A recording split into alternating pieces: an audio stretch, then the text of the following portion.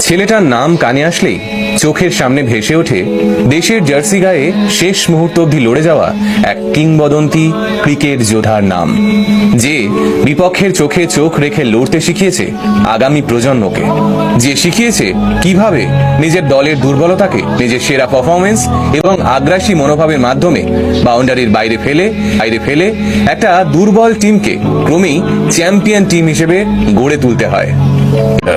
ছেলেটা 24শে মার্চ 1987 সালে বাংলাদেশের মাগুরা জেলায় জন্মগ্রহণ করে।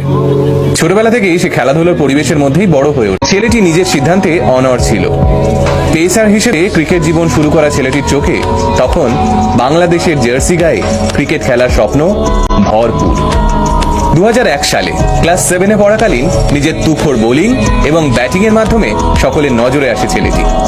সে বছরই বাংলাদেশ ক্রীড়া শিক্ষা প্রতিষ্ঠান বা BKSP-র প্রতিভা অন্বেষণ ক্যাম্পেইনে সে মাগুরা জেলা থেকে মনোনীত হয়। ছেলের এহেন উত্থান দেখে এবার আর কোনো রকম বাধা দেননি বাবা মা।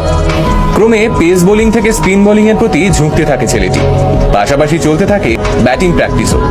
এভাবেই BKSP-র একাডেমিতে নিঃশব্দে তৈরি হতে থাকে এমন এক অস্ত্র যা আর কয়েক বছর বাদে ছাড়খাড় করে দেবে প্রতিপক্ষ শিবিরকে। 2006 সালের 6ই আগস্ট জিম্বাবুয়ের বিরুদ্ধে পঞ্চম একদিনের ম্যাচে মাত্র 19 বছর বয়সে আন্তর্জাতিক ক্রিকেটে অভিষেক হয় ছেলেটার। ছোট থেকে যে স্বপ্নটা সে দেখতে দেখতে বড় হয়েছিল, সেই বাংলাদেশের জার্সি গায়ে প্রথম ম্যাচেই একটি উইকেট সংগ্রহ করে ও অপরাজিত 30 রান করে ছেলেটি বুঝিয়ে দেয় যে সে লম্বা রেসের ঘোড়া। এরপর 2007 সালে T20 বিশ্বকাপে 9 ম্যাচে 202 রান ও 7টি উইকেট সংগ্রহ করার পর দলে পাকাপাকিভাবে নিজের জায়গা করে নেয় সে।